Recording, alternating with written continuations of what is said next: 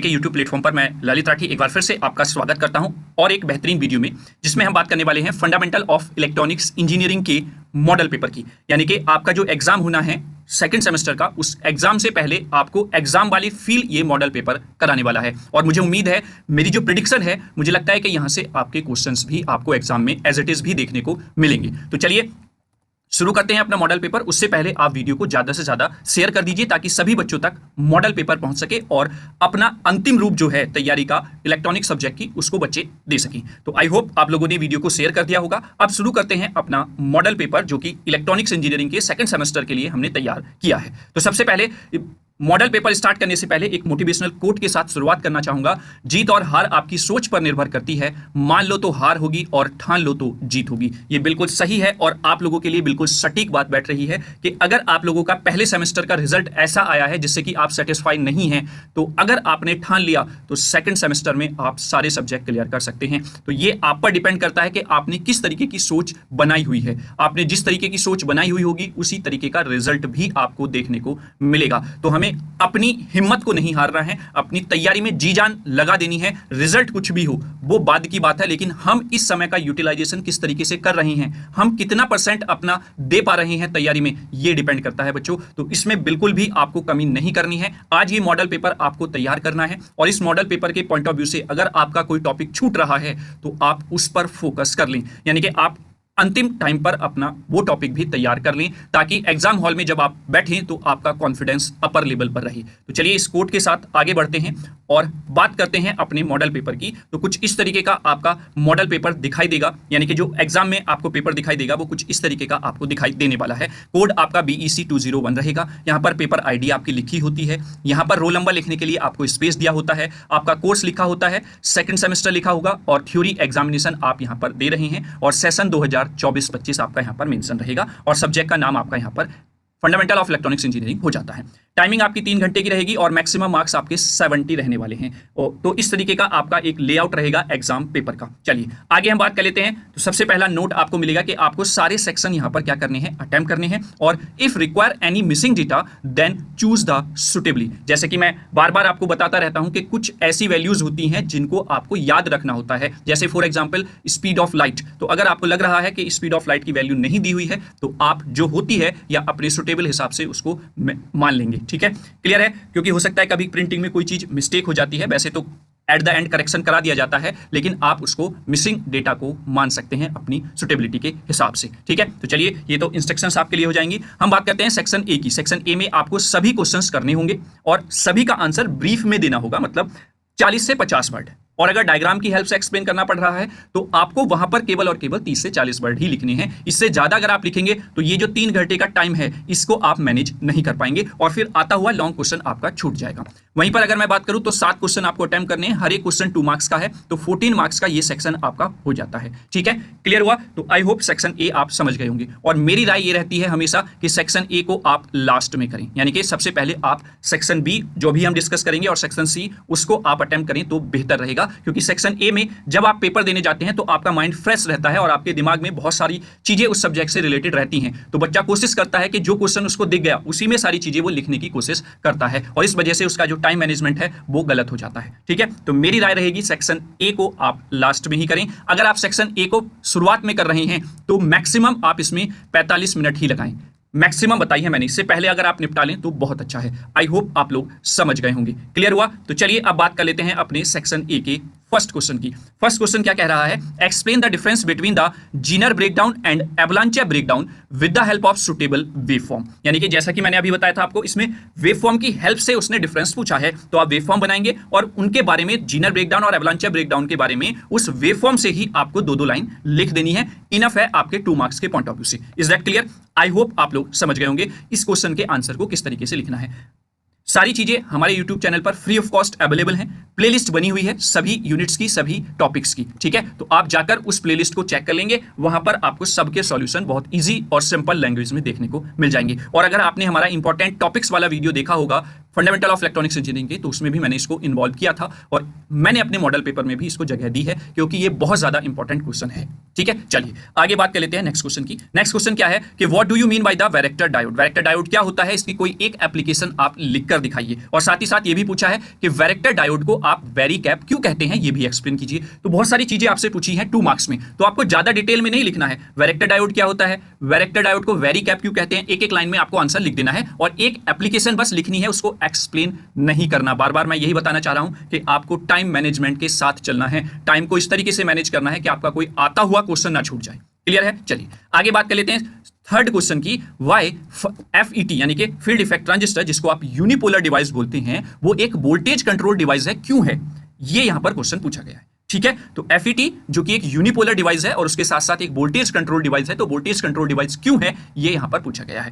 Clear, चलिए आगे बात कर लेते हैं। 4A ट्रांजिस्टर, जिसमें एमिटर करंट दिया हुआ है आपको 10 मिली एम्पियर, अल्फा की वैल्यू दी हुई है 0.987 और पूछा है फाइंड IC एंड IB, इसका रिलेशन अल्फा और बीटा का, और इस तरीके का न्यूमेरिकल बहुत ज्यादा इंपॉर्टेंट है। आपको एक क्वेश्चन जरूर देखने को यहां पर मिलेगा ही मिलेगा। Is that clear? तो आप इस तरीके के क्वेश्चन को तैयार कर लें। ठीक है, चलिए आगे बात करते हैं। Next question, define the CMMR common mode rejection ratio and स्लू rate of operational amplifier. Clear है, तो ये कॉमन मोड रिजेक्शन रेशो आपसे पूछा गया है। अच्छा, ये CMRR होगा बेटा यहां पर, है ना, कॉमन मोड रिजेक्शन रेशो, तो ये आपसे पूछा गया है। तो इन दोनों की डेफिनेशन आपको यहां पर लिखकर दिखानी है। तो यहां पर बहुत इजी क्वेश्चन आपका ये बन जाता है और दोनों की डेफिनेशन आपको यहां पर पूछी गई है। तो आई होप आप लोग इस क्वेश्चन को आराम से कर ले जाएंगे। क्लियर है, चलिए आप बात कर लेते हैं नेक्स्ट क्वेश्चन की। नेक्स्ट क्वेश्चन है, क्या कह रहा है कि calculate the ones and twos complement of a binary number. आपको ये बाइनरी नंबर दिया हुआ है, इसका वंस कॉम्प्लीमेंट और टूस कॉम्प्लीमेंट यहां पर पूछा गया है। तो आई होप बहुत आसानी से इस तरीके के क्वेश्चन को आप कर ले जाएंगे। क्लियर है, चलिए तो वंस कॉम्प्लीमेंट के लिए आप सारी डिजिट्स को उल्टा कर देते हैं और टूस कॉम्प्लीमेंट के लिए लास्ट की डिजिट में जो राइट हैंड पे लास्ट वाली डिजिट होती है उसमें 1 ऐड करके आपका आंसर आ जाता है। तो एक एक नंबर के दोनों यहां पर वंस और टूस कॉम्प्लीमेंट बन जाते हैं। तो I hope question number F जो है फर्स्ट सेक्शन का वो भी आपको क्लियर हो गया होगा। और लास्ट क्वेश्चन है जो कि 5th यूनिट से पूछा गया है, 500 watts carrier power is modulated to depth of 90%, then calculate the total power in the modulated wave। यानी कि आपको टोटल पावर कैलकुलेट करनी है मॉड्यूलेटेड वेव की जब आपको कैरियर पावर दी है और मॉड्यूलेशन टू डेप्थ जो हुआ है वो 90% हुआ है, यानी कि मॉड्यूलेशन इंडेक्स आपको दिया हुआ है। डायरेक्ट फॉर्मूला बेस्ड है, आप वैल्यूज पुट करेंगे आपको आंसर मिल जाएगा। Is that clear? तो ये सेक्शन ए के 7 क्वेश्चन हो जाते हैं और आई होप कि इनमें से आपको क्वेश्चन एग्जाम में जरूर देखने को मिलेगा ही मिलेगा। ठीक है, चलिए तो अब बात कर लेते हैं सेक्शन बी की। सेक्शन बी में अगर हम बात करें तो कोई भी 3 क्वेश्चन आपको अटेम्प्ट करने हैं। यहां पर आपको 5 क्वेश्चन मिलेंगे और हर एक क्वेश्चन हर एक यूनिट से आपको देखने को मिल जाएगा, यानी कि एक क्वेश्चन एक यूनिट से, दूसरा क्वेश्चन दूसरी यूनिट से, ऐसे ही आपके 5 यूनिट से एक एक क्वेश्चन देखने को मिलता है। उनमें से आपको कोई भी 3 क्वेश्चन करने हैं। अभी तक जो आपके 5 पेपर हुए हैं बच्चों, उसमें एक क्वेश्चन पेपर ऐसा था जिसमें यूनिट नंबर 3 के ही 2 क्वेश्चन पूछ लिए गए थे, यानी कि एक यूनिट से आपका क्वेश्चन नहीं पूछा गया था। तो ऐसा भी हो जाता है, लेकिन उसमें घबराने की जरूरत नहीं है। जिन बच्चों ने वो यूनिट की होगी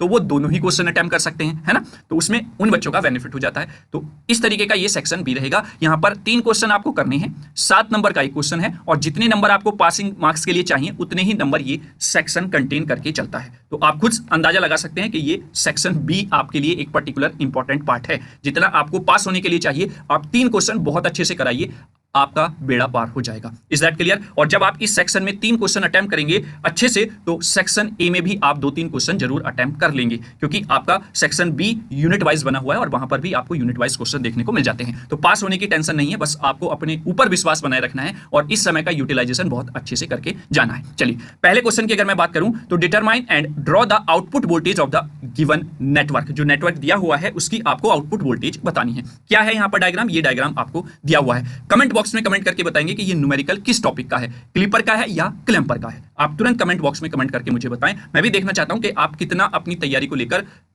सतर्क हैं या जागरूक हैं, अभी तक आपने कितना पढ़ा है, ठीक है, उस पर कितनी कमांड है आपकी। कमेंट बॉक्स में कमेंट करके मुझे जरूर बता दें। अगर हम बात करें इसी क्वेश्चन के सेकंड यूनिट, मतलब इसी सेक्शन के सेकंड क्वेश्चन की, तो उसमें पूछा गया है describe the construction of N channel junction field effect transistor, जिसको आप JFET बोल देते हैं, and explain how the gate control the conductivity of the channel. यानी कि आपसे N channel junction field effect transistor पूछा गया है, और कैसे ये गेट कंट्रोल होता है, मतलब इसकी कंडक्टिविटी जो है वो गेट के थ्रू आप कंट्रोल करते हैं, ये यहां पर पूछा गया है। तो ये सेकंड यूनिट का क्वेश्चन हो जाता है। अगर हम बात करें नेक्स्ट थर्ड यूनिट के क्वेश्चन की, तो थर्ड यूनिट का क्वेश्चन भी कह रहा है कैलकुलेट द आउटपुट वोल्टेज, जो कि वी आउट इसने यहां पर मेंशन किया हुआ है सर्किट में as shown in the figure below.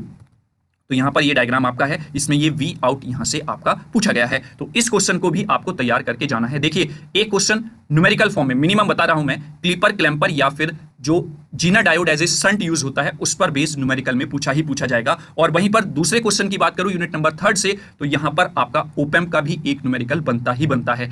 आपका डेफिनेटली 7 नंबर में एक न्यूमेरिकल देखने को मिलेगा ही मिलेगा। और वन शूट के लिए आप मतलब न्यूमेरिकल पोर्शन के लिए आपका सिंपल एक ही सॉल्यूशन है, 2 वन शूट हमने बनाई हुई हैं, हमारे YouTube चैनल पर आपको मिल जाएंगी। उन दोनों वन शूट वीडियोस को आप देख लीजिएगा, आपके न्यूमेरिकल वाला पोर्शन स्ट्रांग हो जाएगा। बहुत सारे क्वेश्चन वहां पर कराए गए हैं हर तरीके के, और आपको वहां पर उनसे बेनिफिट मिल जाएगा, ताकि आप किसी भी न्यूमेरिकल में एग्जाम हॉल में ना फंसे, जो अब तक आपके यूनिवर्सिटी में जिस टाइप के क्वेश्चन पूछे गए हैं। क्लियर हुआ? चलिए आगे बात कर लेते हैं यूनिट नंबर 4 के क्वेश्चन की।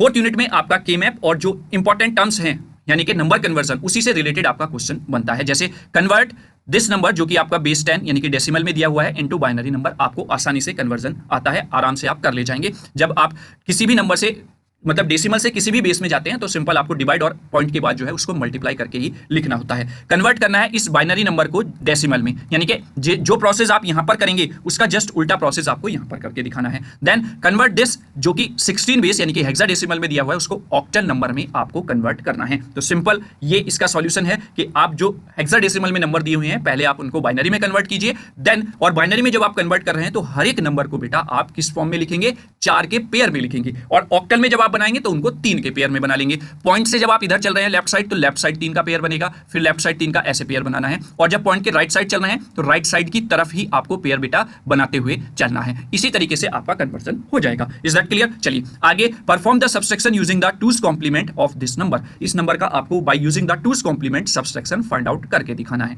ठीक है। और लास्ट में डिजाइन करना है एंड और नॉट गेट्स को by using the NOR gates. Clear है? तो अगर आप क्वेश्चन को ध्यान से देखें, 7 नंबर का क्वेश्चन आपका ये पूछा गया है। एक पार्ट ये है, दूसरा पार्ट ये है, तीसरा पार्ट ये है, चौथा पार्ट ये है, और 5वें पार्ट में एक पार्ट ये हो जाता है, फिर ये छठा पार्ट हो जाता है, और ये 7वां पार्ट हो जाता है। तो कहने का मतलब ये है हर एक पार्ट एक एक नंबर का है, इसी को कहते हैं step marking. Is that clear? I hope आप लोग समझ गए होंगे। और इस क्वेश्चन में अगर आपको कहीं पर लग रहा है कोई चीज आपकी तैयार नहीं है, तो जाइए, जो इलेक्ट्रॉनिक्स के लिए हमने प्लेलिस्ट बनाई हुई है वो जाकर आप देखिए, आपको सारी चीजें बहुत अच्छे से क्लियर वहां पर कर दी जाएंगी। वहीं पर लास्ट क्वेश्चन की बात करते हैं यूनिट नंबर 5 से। तो explain the satellite and radar system using the proper block diagram. Satellite और रडार सिस्टम दोनों को with the help of block diagram explain करने के लिए यहां पर बोला गया है। और 7 नंबर का है, तो आप 3.5 का सैटेलाइट कम्युनिकेशन मान सकते हैं और 3.5 का आप रडार कम्युनिकेशन मानकर चलेंगे। इसी तरीके से आपकी मार्किंग की जाती है नंबर डिवाइड करके, जिस तरीके से क्वेश्चन पूछा गया है। तो आई होप सेक्शन बी भी आपको क्लियर हो गया होगा। किसी क्वेश्चन में अगर आपको लग रहा है कि ये हमने तैयार नहीं किया है, तो प्लीज आप जाइए प्लेलिस्ट देखिए इलेक्ट्रॉनिक्स की, वहां पर आपको unit wise one shoot video भी मिल जाएंगी और PYQs की भी वन शूट वीडियोस देखने को मिल जाएंगी। तो आप तैयारी जरूर करें, किसी भी क्वेश्चन में ढिलाई आपको नहीं बरतनी है, क्योंकि अंतिम टाइम चल रहा है, और जितना आप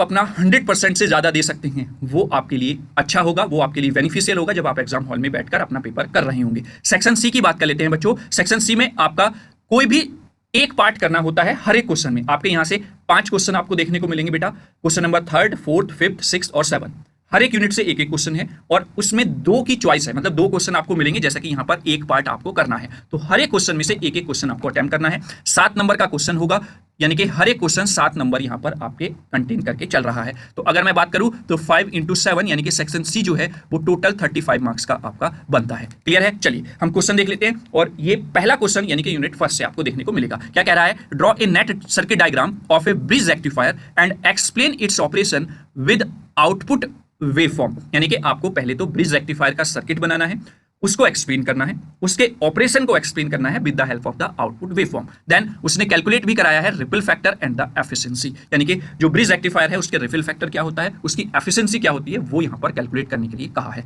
तो आप इस क्वेश्चन को मान सकते हैं कि 5 मार्क्स में तो ये वाला पार्ट हो जाता है आपका, जो पूरा ये थ्योरेटिकल है, और ये जो कैलकुलेशन का है ये 2 मार्क्स के पॉइंट ऑफ व्यू से आप इसको देखेंगे। तो इस तरीके से 7 मार्क्स इस क्वेश्चन के हो जाते हैं। आगे बात करते हैं next, explain the working of the following with the help of the suitable diagram. यहां से आपको मैंने 3 पार्ट लिए हैं, और मैंने जब इंपॉर्टेंट टॉपिक्स बताए थे तब भी मैंने इन्हीं को इन्वॉल्व किया था। यहां से कोई भी 2 आपको इंपॉर्टेंट हैं, आपको एग्जाम में देखने को मिल ही जाएंगे, ठीक है।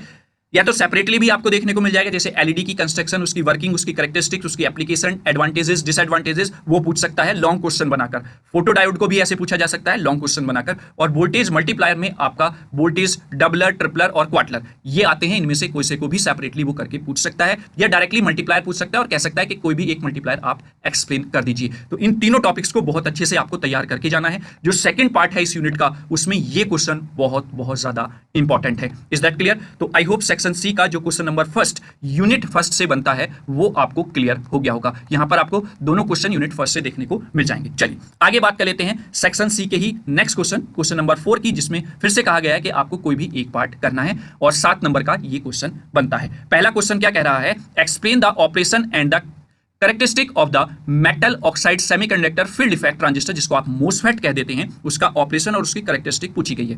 एट द एंड क्या बोला गया है, आपको डिफरेंशिएट भी करना है डिप्लीशन मोड और एनहेंसमेंट टाइप मोसफेट में। तो अगर आप इस क्वेश्चन को डिवाइड करें मार्क्स में, तो हम कह सकते हैं 4 मार्क्स का पार्ट आपका ये हो जाता है और 3 मार्क्स का पार्ट आपका ये हो जाता है। तो इस तरीके से आपके 7 नंबर का ये क्वेश्चन बन जाएगा, 7 मार्क्स का ये क्वेश्चन हो जाता है। अगर हम दूसरे पार्ट की बात करें, यहीं पे draw the circuit of the NPN transistor इन, मैंने दोनों को इन्वॉल्व कर लिया है। वैसे मैं इस क्वेश्चन के पॉइंट ऑफ व्यू से आपको हमेशा यही कहता हुआ आया हूं, बेटा आप कॉन्सेप्ट को समझें।